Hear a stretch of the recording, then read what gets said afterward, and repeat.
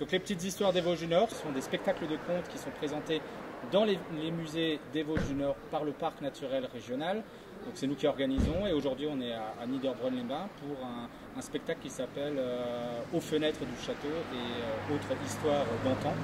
Donc c'est présenté par Julien Delgrange qui est un jeune conteur strasbourgeois. Et donc l'idée c'était de coller à une des thématiques du musée qui est la thématique médiévale. Donc il va nous parler de contes plutôt du Moyen Âge.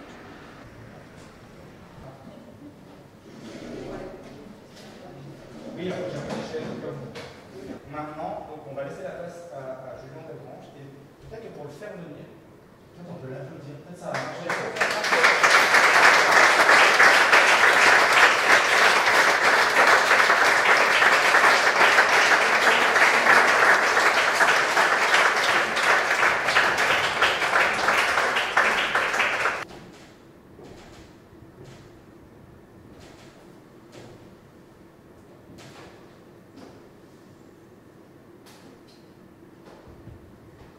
Méfiez-vous. Méfiez-vous des légendes, car leurs mensonges racontent la vérité. Et n'oubliez jamais que la réalité n'est qu'un voile que les histoires déchirent. Je m'appelle Julien Delgrange et pour l'heure à venir, je serai votre conteur. Vous allez fermer les yeux, et ils le font. Et quand vous les ouvrirez, la musique se sera éteinte, nous pourrons commencer notre voyage dans le monde des rêves.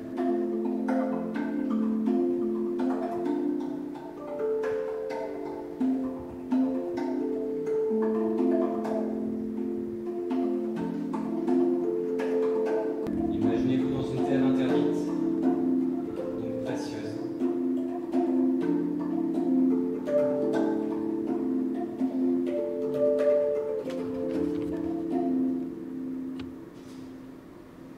Il était une fois, toutes les belles histoires commencent comme ça, il était donc deux fois.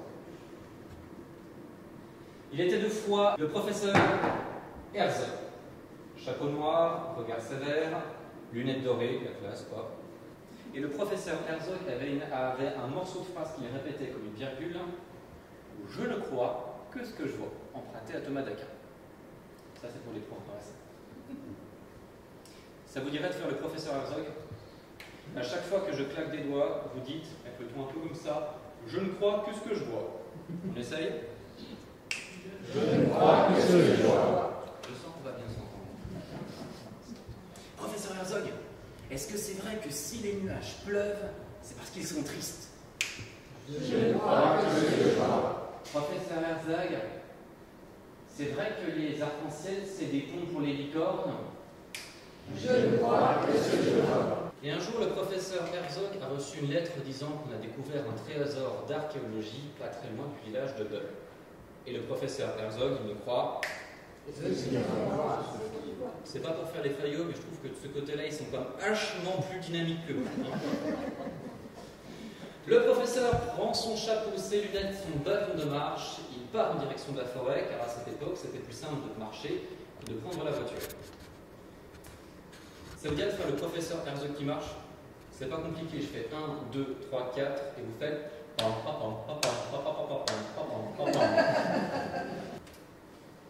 2, 3, 4.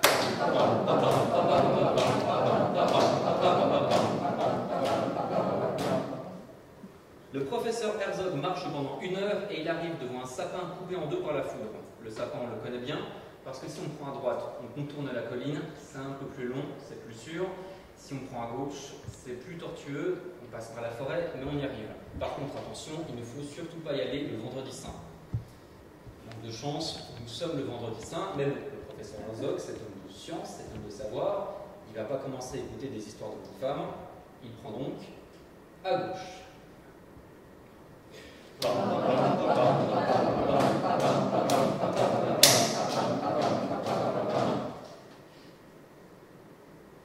Deux heures de marche. Il commence à avoir mal aux pieds, puis la route devient difficile, c'est pas grave, il n'est pas très loin.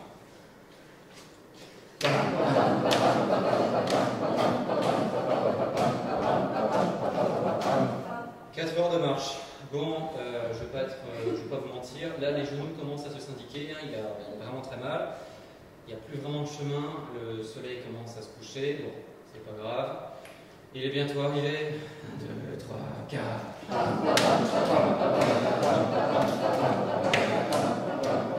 6 heures de marche. Là, ses pieds, il ne les sent plus. Hein. Et une route, il n'y en a pas vraiment. Il n'y a plus vraiment de soleil non plus. Et le professeur Herzog commence à entendre l'orage qui gronde,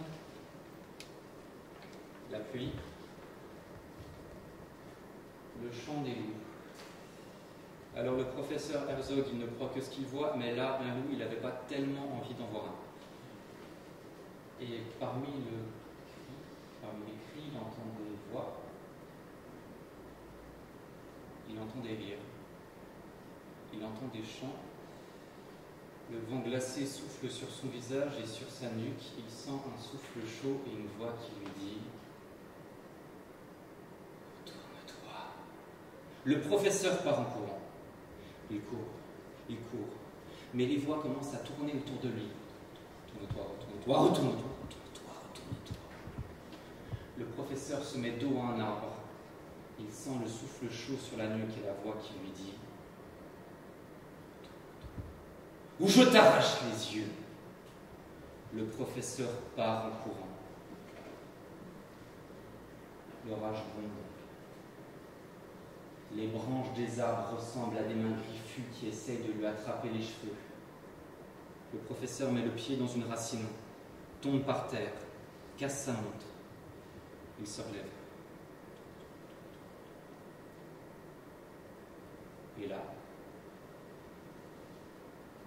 il voit une écharpe d'or qui pend à une branche. Elle est douce, chaude, presque accueillante. Et là, une autre écharpe d'or. Bon, ça, c'est pas un loup qui l'a tissé. Une autre.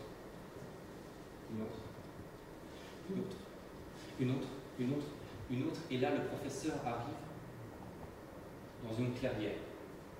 Il y a 2 collines qui se font face, et dans l'une de ces collines, il y a une petite maison taillée en pierre, mais surtout, il y a des centaines et des centaines de lances de bois, et sur ces centaines et ces centaines de lances de bois, il y a des écharpes d'or qui flottent au vent. La porte s'ouvre, il y a une petite femme qui sort, et dans un conte de fées, une femme de petite taille, c'est un... Oui, mais on n'est pas dans un conte de fées, c'est juste une femme de petite taille, et votre humour ne fait rire que vous. Elle fait signe au professeur de rentrer, la pluie s'abat sur le professeur, il se précipite à l'intérieur. Et à partir de maintenant, à chaque fois que je tape dans les mains, vous dites le mot pierre. Parce que la maison était en pierre. La table était en pierre. Les assiettes étaient en pierre.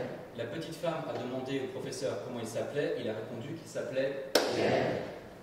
La télévision était en Pierre.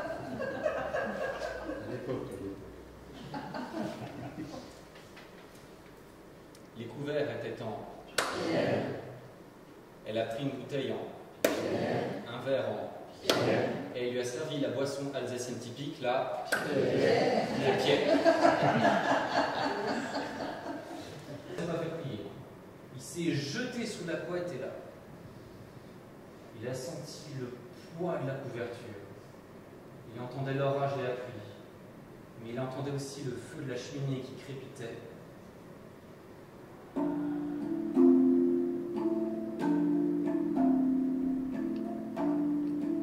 Il a ouvert les yeux. Il a entendu une musique et il n'a pas pu s'empêcher de pleurer. Que c'est donc ça le bruit que font les anges quand ils pleurent.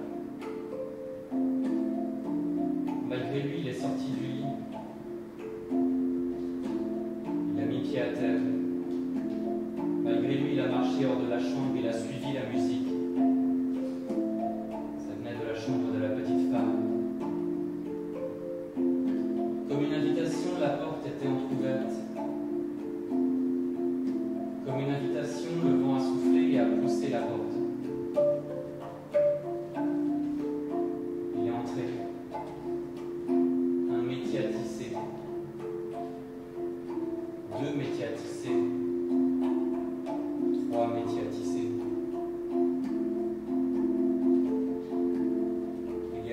créature. Elle avait de longs cheveux dorés. Elle s'arrachait les cheveux, étouffait un cri de douleur. Et avec ses cheveux d'or, elle tissait des écharpes.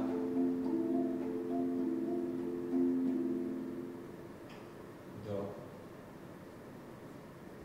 Je t'avais pourtant dit.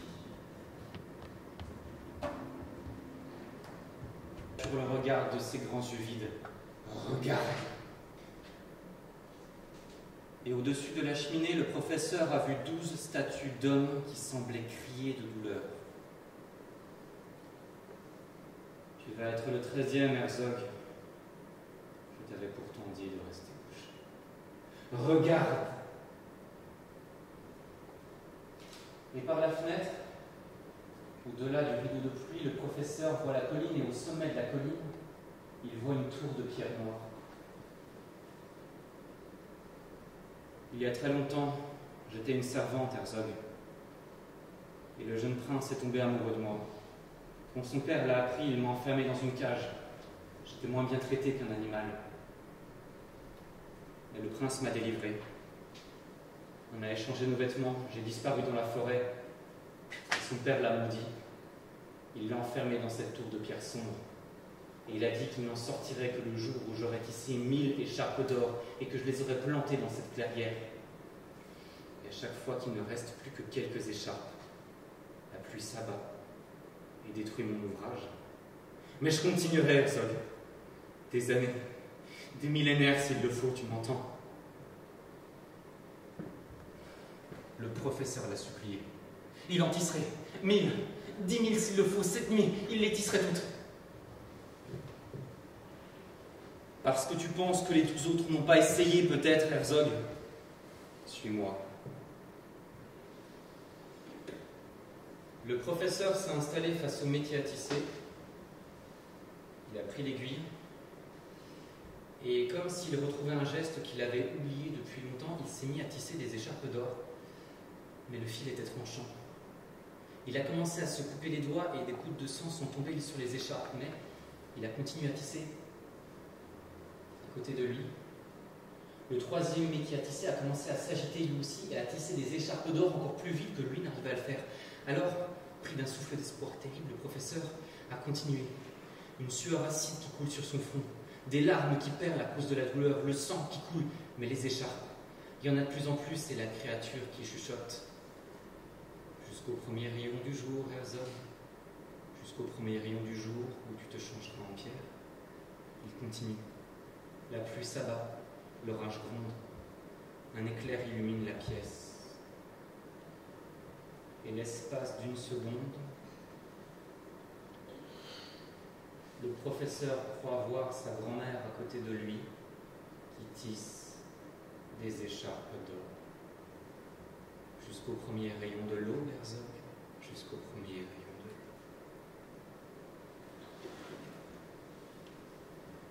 l'eau. La créature a commencé à pousser un rire terrible. Un rire qui aurait fait peur au diable lui-même. Les écharpes se sont envolées. Les écharpes ont commencé à tourbillonner. Les écharpes se sont envolées par la fenêtre. Elles ont continué à tourner jusqu'à former un escalier. Un majestueux escalier d'or qui s'arrêtait en haut de la colline, devant la porte de la tour de pierre noire. La porte s'est ouverte. Un jeune homme est sorti. Il a commencé à descendre l'escalier d'or et la créature s'est mise à rire. Et peu à peu, elle a retrouvé ses yeux. Elle a retrouvé ses lèvres. Elle a retrouvé sa chair, ses cheveux, sa jeunesse. Quand le jeune garçon a mis pied à terre,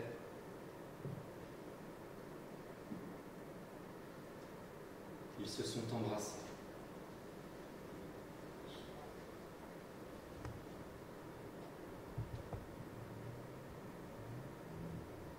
Le professeur s'est réveillé avec un mal de crâne.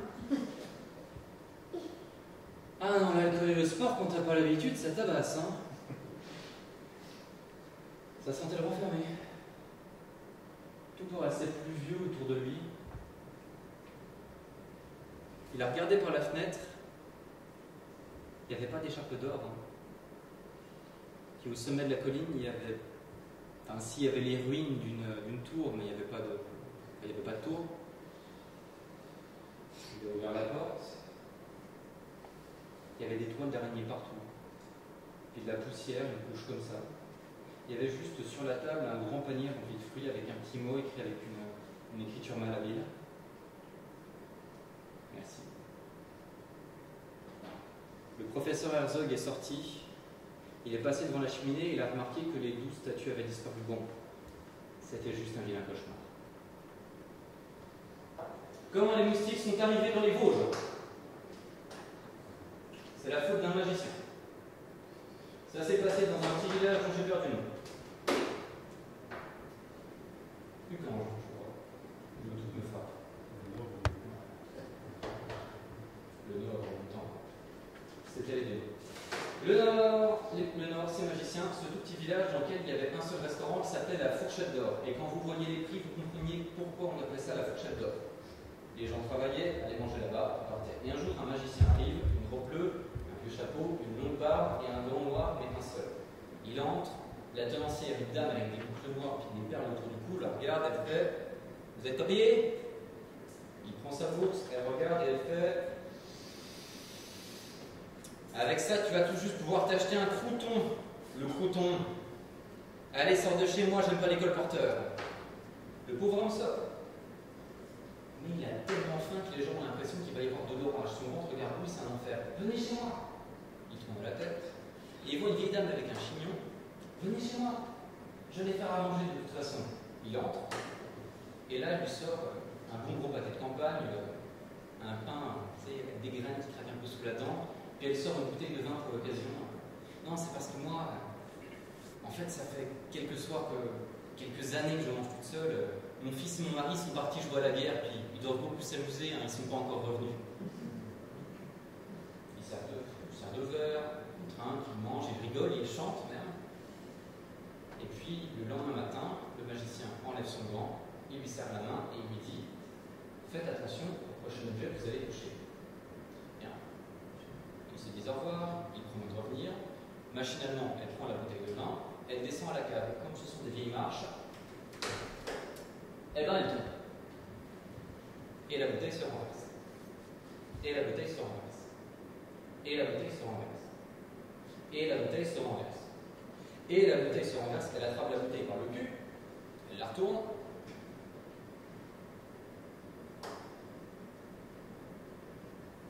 Ça coule toujours. Ça coule tellement qu'elle finit par avoir du vin qui lui monte aux chevilles.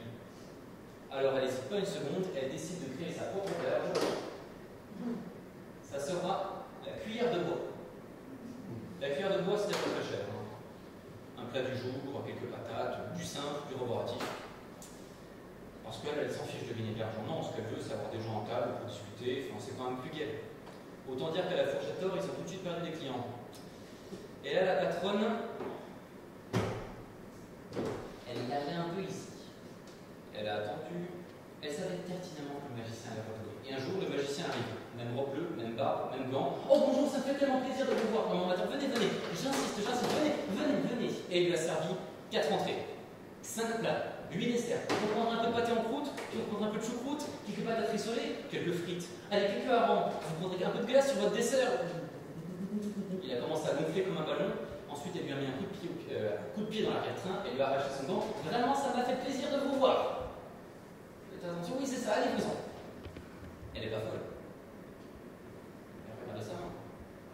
Elle pense à son coffre qui est rempli d'or et elle descend les marches.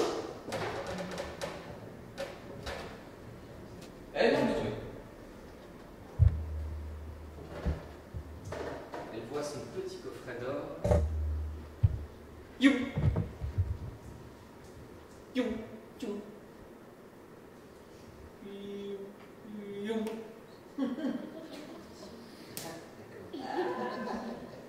Et voilà comment les moustiques sont arrivés dans les Vosges.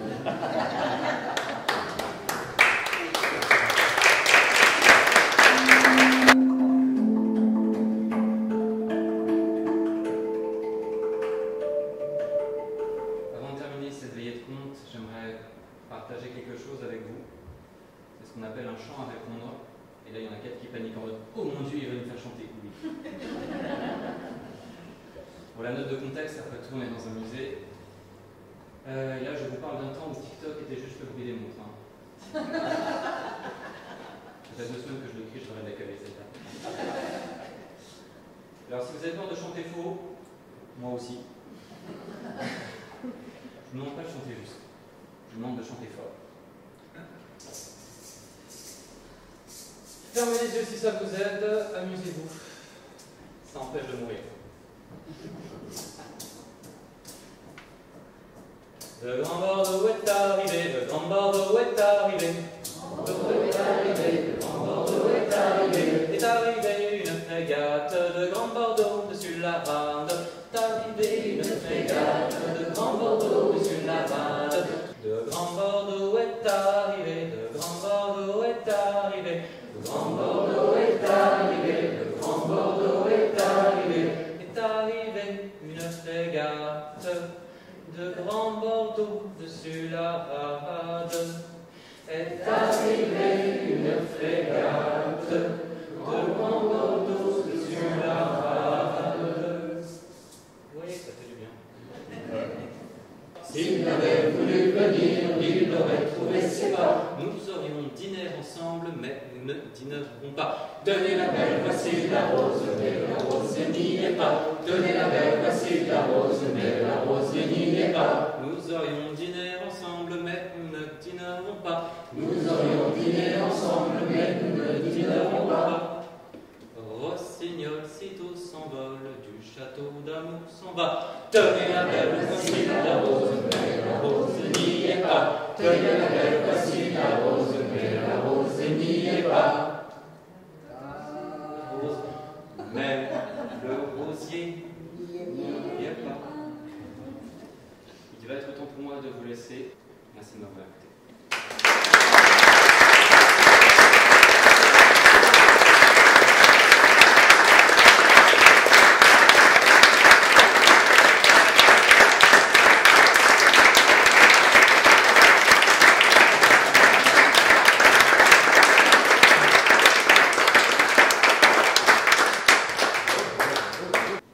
Les lieux portent quand même.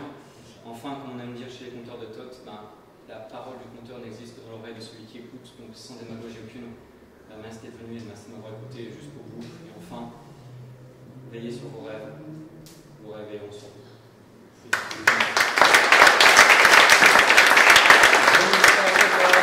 vous voulez rester juste pour discuter, échanger, moi ça me ferait très plaisir de vous rencontrer. Pas trop peur. C'était un peu adulte quand même, mais je ne peux pas. Tu as eu peur, Alix? Parce que le monstre sous le lit, c'est elle.